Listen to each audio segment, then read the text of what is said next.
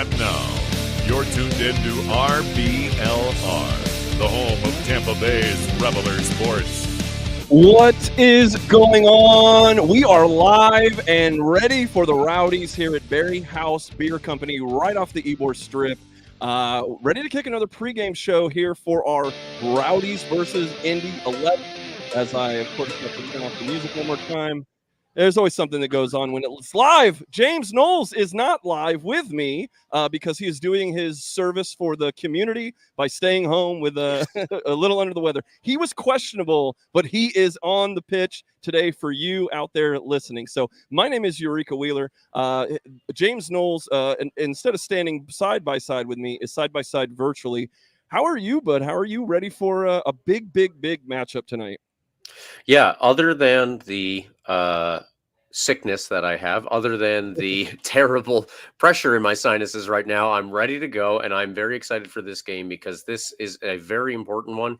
We've talked about a lot of games at the beginning of the season that seem to be real losses of points because of the teams that we were playing. We felt really bad that we didn't get those points. Well, now we've actually been able to rack up a lot more points, and we're getting into positions where we think the Rowdies should normally be. Tonight is a crucial test because we are currently above the team that we are playing. And at the same time, we have obviously had a lot of problems playing on fields, much like the one we will be using tonight. So that is where all of the real issues lie. We can either fold like we have on a lot of turf surfaces and then allow Indy to overtake us in the standings and we're back into fourth, or if we can at least get them at a draw, hopefully a win, but at least keep them from winning the game, then we will stay ahead of them in the standings and hopefully boost ourselves a little bit closer to the ones that are ahead of us as well. That absolutely sets the stage for tonight. A huge matchup on the road. But if you still have time, to get down here to BarrieHaus Beer Company right off the Ybor Strip. There's a parking garage literally outside the window. There's some parking across the train tracks. You get 2 minutes from the front door. You can get here and you can have one of these amazing gold medal winning beers from. There's dark lagers and there's Mexican style lagers and there's citrus lagers. There's whatever kind of beer you like, it's here and it's really good. So the beer's going to be really good. The first thing I want to talk about this matchup is it's a battle for the Iron Brew, maybe, because you have Sean McCauley in his first year at Indy 11 versus Robbie Nielsen, two Scots going at it. So, it's two first year coaches, but maybe McCauley had some interim work in the MLS before he got here, but he's done a bang up job with the Indy 11 coming into this game. You know, they're not on the big tear they were. OK, at one point they were unbeaten in 12 straight matches across the Open Cup and USL, including their record 8 straight wins before losing to Orange County a few weeks ago. But in their last 4 games, they just came off a draw versus Loudoun, and we played them as well, but we lost to them. They did upset Atlanta United in the Open Cup, which is their biggest win in a while. They drew at Rhode Island, and they lost versus Orange County. So with all that said, how do you feel Indy 11 is coming into this matchup? Yeah, well, their last 2 draws that were in the league, you had already mentioned those. I don't really count those as the biggest of deals because as much as they probably would have preferred to beat Rhode Island, probably would have preferred to beat Loudoun United, those were not the biggest games that were in the Indy 11 players' heads during that 7, 8, however many days it was. They were against Rhode Island. They were preparing mentally, most likely, for the game that they had the following Wednesday, which was against Atlanta United. If you can beat an MLS team in a quarterfinal, make it to the semifinal of the Open Cup, that's incredible. Everyone should try to do that. And it's unfortunate that it's only Indy 11 out of the USL that has. So they were focused on that game. And then you think about a couple of days later, they go and they play Loudoun United. It's perfectly fine to leave that with a draw after having done the upset and beat Atlanta United. I think that they really didn't give too much of a damn about that game. So Loudoun is long gone in their memory, and this is going to be the game that they're coming in. Like you said, they know that they're behind us because they did draw that game against Loudoun United. They don't have an Open Cup game coming up, let's say on Wednesday. I actually don't know when it is, but it's not Wednesday. So we don't have to worry about that for them. Indy 11 is going to come into this game ready to take over third place again. They will want to do that, and they will want to make sure that they can beat us so that they are able to leapfrog us and hopefully get a little bit of a boost with their goal differential as well. They already know, just as everyone else in the league does, that this is where the Rowdies struggle. We struggle on turf. We always struggle on turf this season. Yeah, And yeah. you could say that we have had a problem playing away from home for maybe the last couple of seasons, but especially this year, playing on turf has been a real weakness. So they are going to come into this fully expecting to win the game. Now, the Rowdies, they're, with all that said, they're going to have to play up to their competition, which is something that we have done this year. We do, unfortunately, sometimes lose. I don't know if it's short-sightedness or you're overlooking the competition to a bigger game down the road, but there's no bigger game than what's about to happen in less than 30 minutes or in about 45 minutes here with the Rowdies they're going to have to keep winning ways or at least pick up a point on the road here, because their last 4 games, we did pick up a win with some home cooking at Orange County, but that was right after in the middle of a long stretch of road games, a draw at Detroit, which we stole by the skin of our teeth at the very end of that game, a 2-0 loss at Loudoun. But again, as you just pointed out, Loudoun's not the doormat that we should expect it to be. And Hartford was a 1-0 win, but it wasn't spectacularly inspiring. And that's what you've had for a month. You've had one you escaped with a draw. You lost a game that you might have wanted to at least pull a point out at Loudoun, and you beat a team that you should beat in the bottom dwelling Orange County. So this is by far the hardest team that they're going to play. Detroit's a good team too, but these guys are nipping at your heels. You're only 1 point away, and you just sold one of your former all-league honor-winning players to Phoenix Rising in Charlie Dennis. Now, Charlie didn't really play as much as he was on pace for half the minutes that he got last year. Yeah.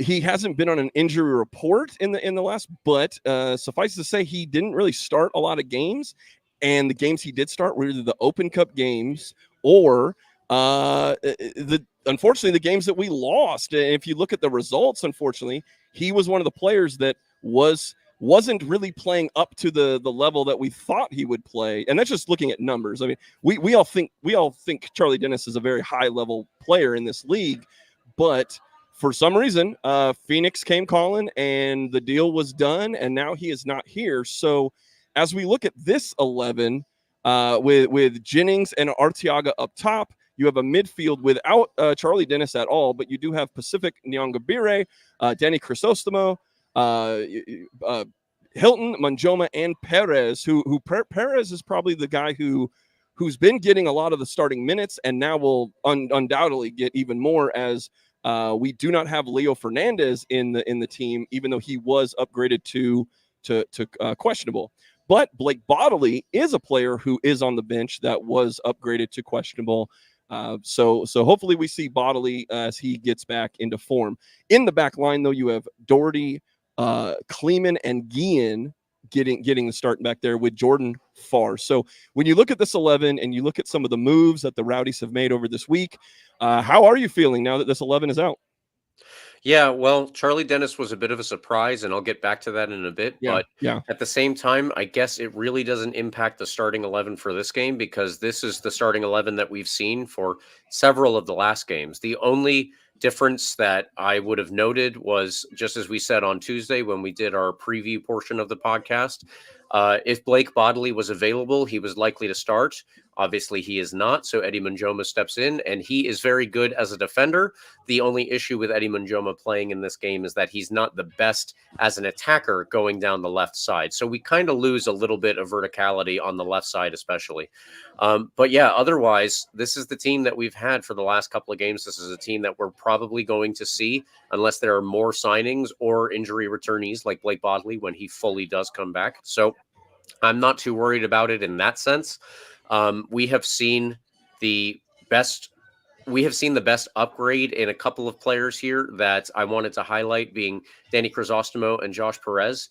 These are two players that came in last year and then over this offseason, if I'm doing it in reverse order. But Josh Perez was a contributor last year, and he wasn't really the biggest player on the team in terms of his service. He didn't have a ton of goals or assists by the end of the year. I don't remember the exact figures, but he was mostly used as a substitute and came in later in games to see them out. Now he has upgraded himself to a game in, game out starter. Yeah. Almost someone whose name you could write down in pen, depending on the situation, of course. But Danny Crisostomo is playing a very similar role on the right side. So these two players have taken a very different approach to the game, and they have created a new system for the Rowdies to play in. And they are some of the most important players. Obviously, each player will step in very important ways at very important times. You cannot discount Cal Jennings getting 2 goals last week. You cannot discount Jordan Doherty intercepting as many passes and balls as he did last week. But Danny Crisostomo and Josh Perez are probably the reason that Charlie Dennis ultimately was deemed surplus. Yeah. Not only did he start the season injured, which of course that's going to impact how frequently you get to play, but as soon as we got into the season, we had an established 11 that included Danny Crisostomo interacting with Lewis Hilton, Pacific Nyongabire, and mostly Cal Jennings on the right side.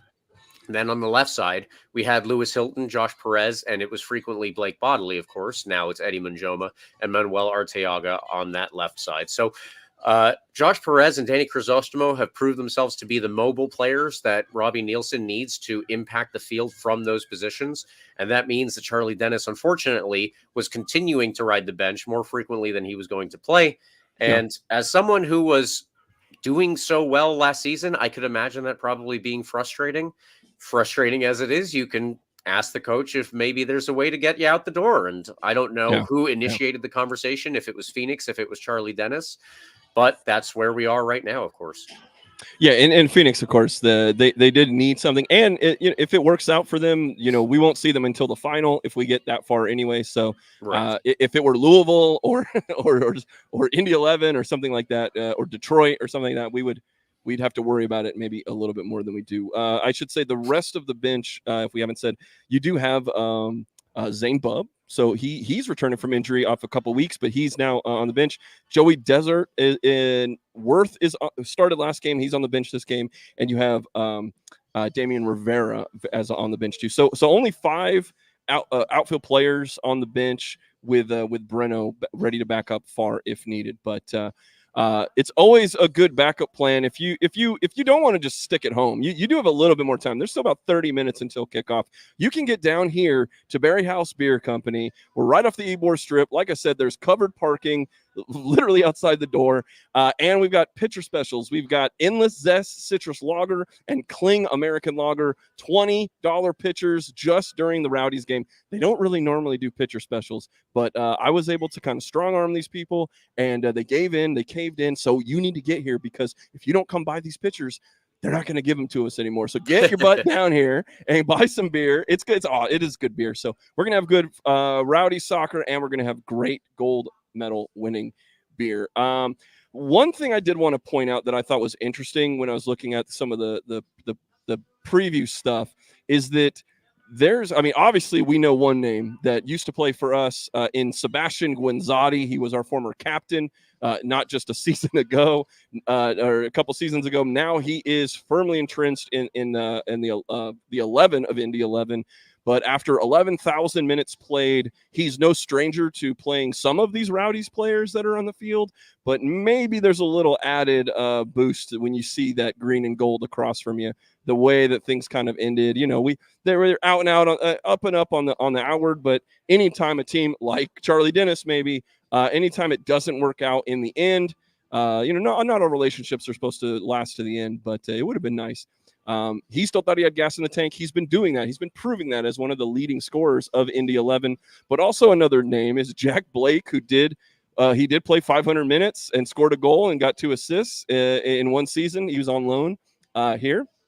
But as much as we talk about that field and the turf, we do have 2 players that are both starting in this game that do have a lot of experience playing on that field. or at least in that condition in Indy, and that's Manuel Arteaga, who did play 2 seasons for Indy 11, scoring 15 goals. We're hoping he can put maybe 1 or 2 of them back in the net today. And Jordan Farr played 4 seasons, made 100 saves. He had 10 clean sheets, so he's no stranger to making some big saves in Indianapolis. So I'm hoping that those things are they keep going, they keep staying true. But with all that said, what players are you looking for on the Indy 11's team that are going to make a difference tonight? Yeah, well, this goes back to the highlight again that we did on Tuesday night. Yeah. We focused on important players for Indy 11 that are going to be their go-to guys. So the main one is, you always have to look at the stats, I guess, and the first name that you see there is Aiden Stanley. Aiden Stanley is not only the assist leader for Indy 11, he is the leader in big chances created and chances created. Those are 2 different categories, different categories and the assists, but he's the leader in all of those categories. So it is going to be paramount to shut him down, or if it is a problem in and of itself, then it's going to be paramount to shut down the players who usually set him up. So think of Aiden Stanley the same way that you would think of Blake Bodley. They're going to be roving left wingbacks, and they're going to try to get up the field. They're obviously going to try to cut the ball back and be involved heavily in the attack. And it has worked really well for Aiden Stanley so far. The other player that's probably going to play a lot of balls to Aiden Stanley is going to be a player who's actually extremely similar to Lewis Hilton for the Rowdies. This is their version of Lewis Hilton, and that's Cam Lindley. Cam Lindley is, I believe, originally from Indiana, but he has now moved to Indy 11, and he is playing for them as the holding midfielder, where I remember him even from his college days. He was always this player who would sit back and he would try to spray the ball around, finding people who were open and in space and had the ability to bring it down and create something moving forward. So if we need to sit back a little bit more and let Indy 11 have the ball, that's perfectly fine. But what we need to do when we're out of possession is we need to try to press them and make sure that they don't have any time to either build out of the back or to build through Cam Lindley and suck us in so that they can find space for players such as Aiden Stanley on the left and their right wing back, who will also be involved, but not as much as Aiden Stanley, just because he is 8 assists deep on this season. So you got to keep that in mind. You know, Aiden Stanley, my scouting report of him, absolutely. You look at all the offensive things, you look at passing, he is in the 99th percentile in assists, in chances created, in successful crosses. I mean, he is at the top level when it comes to the offensive statistics. If there's one thing that makes me very, very happy, though, it's that when I look at his defensive statistics, he's on the lower end of the spectrum. So he is, as much as he creates on one end, he's a guy who's going to, unfortunately, get a lot of yellow cards. He's going to commit fouls. He's not in the top, but he will do it. He's susceptible to it. But if you can get by him, he doesn't recover very well. Statistically, he doesn't win duels in the air. He doesn't. So if there's chances that we can get to that side, there's going to be at least 1 or 2 opportunities that you can get by him defensively. But he's absolutely a threat on offense, and you have to. But a guy who does defend absolutely well is their center back, Adrian Diz. This is a guy who is nothing but the best defensive statistics. It tackles 1, duels 1, aerial duels 1. He recovers the ball very, very well. He doesn't get he does get a couple fouls here and there, but it's a guy you have to mark. So it's going to be trouble for Arteaga and Jennings to play if they're trying to go up the middle. He will definitely be there. He can play in the air. He can play through the ground. He can make interceptions. He's a very, very big threat defensively for them. Now, one player I did want to bring up, because if he wasn't on the injury report, he probably would be the first person we would talk about, and that's Jack Blake. Jack Blake is their leading scorer. He's been a Team of the Week guy 5 times, which I believe is tied for the most in the league this year. So without Jack Blake, there might be an opportunity for some other players. And one person that I wanted to highlight is their striker, Douglas Martinez. He's not only he might have to be called upon to score more today, but he's also another one of these guys who can create chances for any of the other players up there. He can create a lot of havoc up there. He does create chances. He can make crosses. Not very accurate, but he's more of for what I've seen statistically, it looks like he's more of a spray and pray, or basically just get as many numbers as you can. And if one of them goes in, it doesn't matter if you messed up 10 other times. Exactly. So with that, was there any other players from their goalkeeper's also very, very good too. So yes, that is definitely something to keep in mind. Hunter Schulte is he's an interesting case, the goalkeeper for Indy 11. He's actually on loan from Portland Timbers, and he is a homegrown academy player from Portland. It should be noted, though, that he's originally from Alaska. So he moved to Portland to continue playing soccer at a high level, and he was so good that he was in the Portland Academy and then got signed to their first team. He obviously has not had a ton of luck in MLS, but that's a very tough place to break in. It's very hard to get around right now. What is the Canadian national team goalkeeper who's starting for Portland? So I get that. I'm glad that he's out on loan for the sake of his own playing career. And we have an Alaskan that's playing professional soccer. Actually, we have two. That's pretty cool. But so these are all little things to highlight here and there. And Hunter Schulte is somebody who is he's going to be a thorn in our side. So with all that, as we approach kickoff in just 19 minutes here, where you still can get down here to BarrieHaus Beer Company, we've had people walking in the door as we've been doing our live show here, and we expect more over the next 20 minutes. So join the fun, get your butt down here. We have a blast, win, lose, or draw, but we're really hoping for a win. I guess we've talked a lot about some of the pros and cons coming into this. If you had to pin this down, what is the biggest factor for success? What is the biggest question that you have that the Rowdies need to answer tonight to pull a result out in Indianapolis? Yeah, well, this is something that goes back to what Robbie Nielsen and I were talking about in this past post-game press conference versus Orange County. Obviously, pretty much everyone knows what the Rowdies' plan A is, and it's building up possession through Lewis Hilton mainly, but then finding the players on the right who are going to create those triangles where they ultimately have player overload. So that would be Pacific Nyongabire, Danny Crisostomo, and Cal Jennings on the right. Obviously, on the left, it's going to be Munjoma, Josh Perez, and Manuel Arteaga. That is going to be how we build most normal games. So if that's not going well, there's probably a plan B where you're going to start looking for a lot more direct play over the top. What is plan C, I guess? Plan C is probably the contingency for turf fields. And if we can't play the way that we would like to play usually, does that mean that we sit back and we just apply pressure when we don't have the ball? And we kind of absorb defensively, and then we look for somebody over the top who can bring it down on his own. Effectively, can we get more goals like we did last week in the second goal that we scored versus Orange County? Eddie Munjoma received the ball, was able to turn. He looked up, and there were acres of space behind the Orange County defensive line. He flicked it up to Manuel Arteaga, who, with his head, knocked it on so that Cal Jennings could receive it at his feet and into space. He obviously was able to do that, beat his defender, and ultimately beat the goalkeeper as well. All of that is probably the best way that we're going to get a goal tonight against Indy 11. It's going to be direct play. It's going to be quick. It's going to be catching Indy 11 while they're attacking us, and they have a lot of space behind their back line. I'm assuming that's how it's going to go. But if we are able to defend properly and then do that, that's really what I'm looking for here. If this is not the formation that allows us to do that, that'll be a question for me, I guess. And we need to see if they're able to handle a difference in playing style. Yeah, we said at the top, you said we've had trouble on turf. They've been practicing more on their turf at the facility. We learned that from Cal Jennings when he joined us on the podcast just a week or two ago.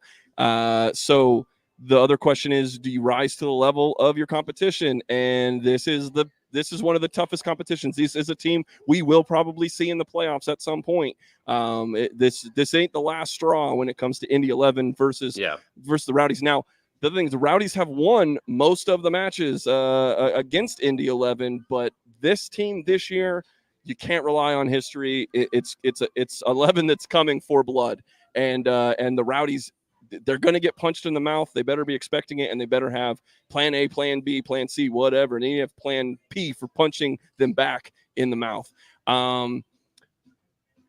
So to me, it really is. Can we be that shot creating supernova? Is what I wrote in my notes. If we can be that team that Indy 11 has allowed other teams to own the possession, they've allowed other teams to get more shots on goal. They can't let that happen with the Rowdies. They cannot just let the Rowdies pepper them with shots, because we have a lot of chance creators, and there might be a leaky spot in that back three that becomes a back five if they sit back. So I'm excited. I'm nervous. It could go either way. If the Rowdies do lose, I know that on our predictions, one of us picked a draw, one of us picked a loss. I picked us in a 1-0 win. That's really what I still, as I sit right here and you look at the stats, you look at the 11s that are out there, this is a nail biter in my opinion, and it could go either way. I'm hoping that it's one of the two ways that we pick up at least one of the points. So any last thoughts or words before we sign off, Mr. Knowles?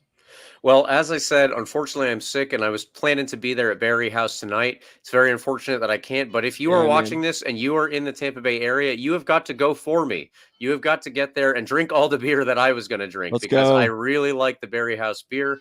I said this also on Tuesday. There are a lot of breweries where they have they switch to mostly IPAs during the summer. Yeah. BarrieHaus has IPAs, but they also have all of the other flavors of beer. I'm personally a dark beer guy myself, and they have a ton of really good dark beers. So please go there. Please enjoy their good beer, and come on, you Rowdies. Couldn't have said it better, my man. Let's go. This is the time. Let's do this. Let's get these points. Let's beat Indy 11. Let's return to Al Lang with a W. From BarrieHaus Beer Company, Eureka Wheeler, BarrieHaus Sports. Let's go.